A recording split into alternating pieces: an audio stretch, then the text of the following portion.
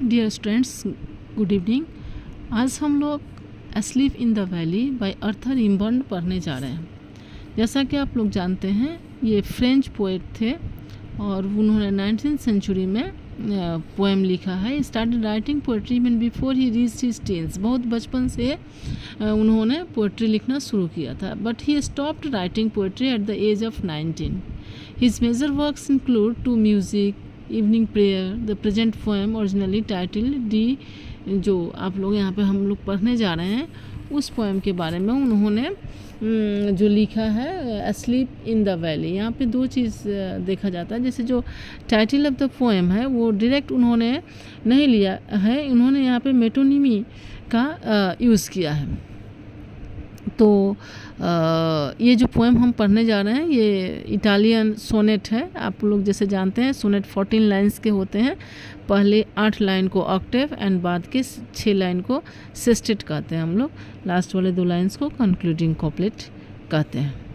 तो इसमें हम लोगों ने देखा है कि उन्होंने जक्स्टापोज किया है, दो चीज़ों को एक साथ जोड़ा है। क्या क्या चीज़ों को जोड़ा है?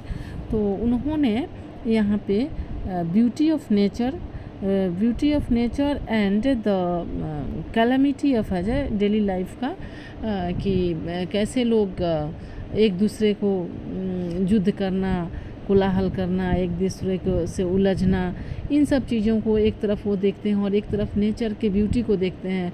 झरने, नदी, तालाब, पहाड़, वैली, सूरज की रोशनी, हरी भरी घास और घास के मैदान और कलकलाती हुई नदियाँ, और ये कितने शांत, उसमें चिड़ियों का चहचहाना, ये सारे उन्होंने कितने सुंदर एक दृश्य हैं। और दूसरी तरफ युद्ध है, मारकाट है, गोली बारूद है, अशांति है, लूटपाट है, दुख है, क्लेश है, दर्द है, तकलीफ़ है। इन दोनों चीज़ों को उन्होंने बड़े सुंदर से जक्स्टापोज किया है इस पोएम में। यहाँ पे हम लोग क्या क्या चीज़ देखते हैं। What is the poem central image क्या है? तो यहाँ का सेंट्रल इमेज है young soldier asleep in the valley surrounded by nature. तो यहाँ पे देखिए एक युद्ध का जो रिजल्ट होता है उसको रिप्रेजेंट सोल्जर कर रहा है, और प्रकृति की जो ब्यूटी है उसको वैली रिप्रेजेंट कर रहा है। तो यहाँ पे हम लोगों ने देखा कि ये इस तरह का उनका सेंट्रल इमेज है।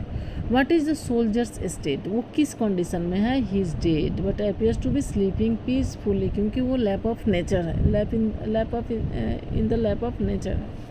What does the valley symbolise? Valley क्या सिम्बलाइज करता है? The valley represents a serene and idyllic environment contrasting with the harsh realities of war. What does the poem explore? Poem क्या बताना चाहता है? The poem explores the themes of mortality, nature and the fleeting nature of human life। तो यहाँ पे उन्होंने बड़े सुंदर तरीके से दो डिफरेंट चीज़ों को एक जगह पे रखा है। फिर यहाँ पे हम देख रहे हैं, नेक्स्ट हम लोग देखेंगे कि और क्या क्या यहाँ से इम्पोर्टेंट क्वेश्चंस बन सकते हैं, उसके बारे में हम लोग यहाँ पे चर्चा करेंगे। तो बच्चों देखते हैं कि what is the tone of the poem? The tone is calm, serene and contemplative with a sense of melancholy। यहाँ पे sense of melancholy क्यों है? क्योंकि एक सोल्जर जो है वो यंग है, उसको ज़िंदगी जीनी थी, उसको प्रकृति के सौंदर्य का उपभोग करना था, लेकिन वो ये ह्यूमन जो कॉन्फ्लिक्ट है उसकी वजह से उसमें वो बलिदान हुआ है, बिना किसी पर्सनल गलती के, बिना किसी दोस्त के, बिना किसी से उलझने के। वो अपने ड्यूटी, उसका ड्यूटी ही है जिसमें उसको बेवजह मरना पड़ा इस उम्र में। तो what is literary device does Rimbaud use? कौन सा लिटरेरी डिवाइस है? यहाँ पे रिमंड ने इमेजरी, सिम्बोलिज्म एंड मेटाफोर को यूज़ किया है। यहाँ पे सोल्जर को एक स्लीपिंग चाइल्ड, बिल्कुल इनोसेंट के रूप में दिखाया गया है, जो मेटाफोर है।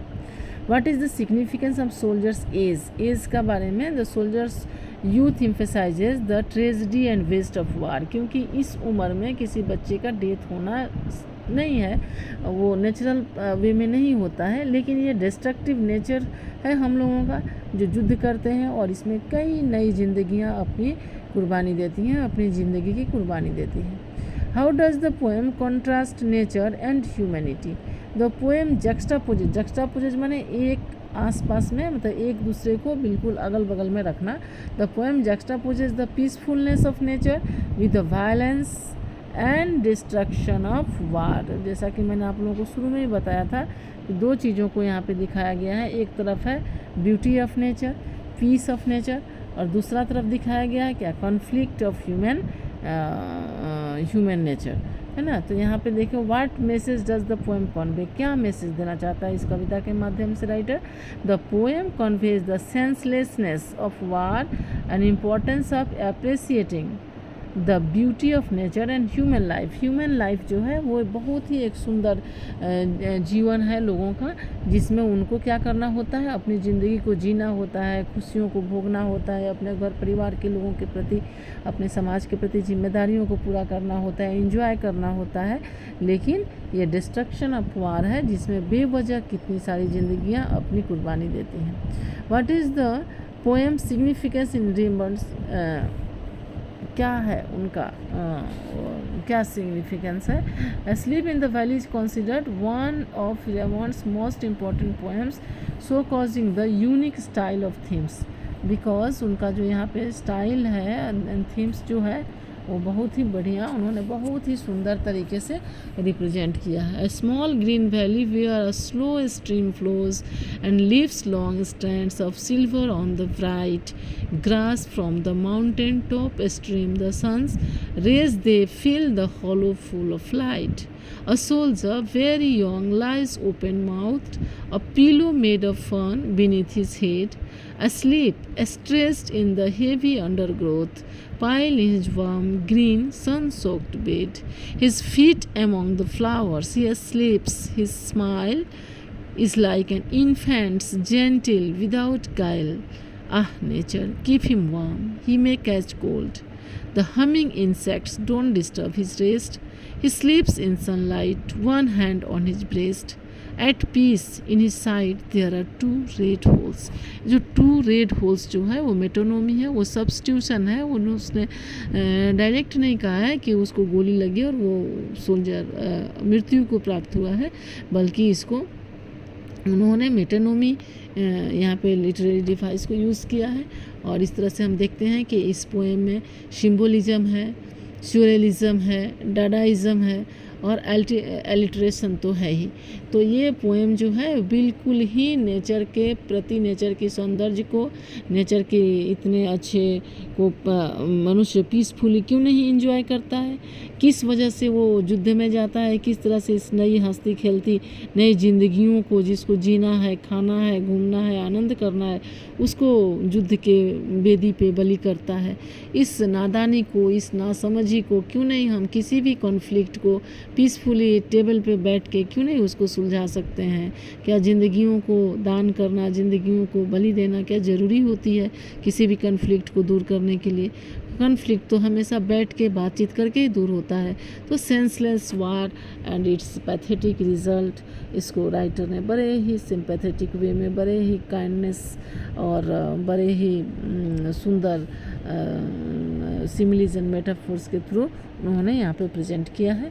और भी कुछ आप लोगों को कुछ आंसर की अगर ज़रूरत हो आप हमें बताओ, मैं इसको ज़रूर और अच्छे से समझाऊंगी। Thank you.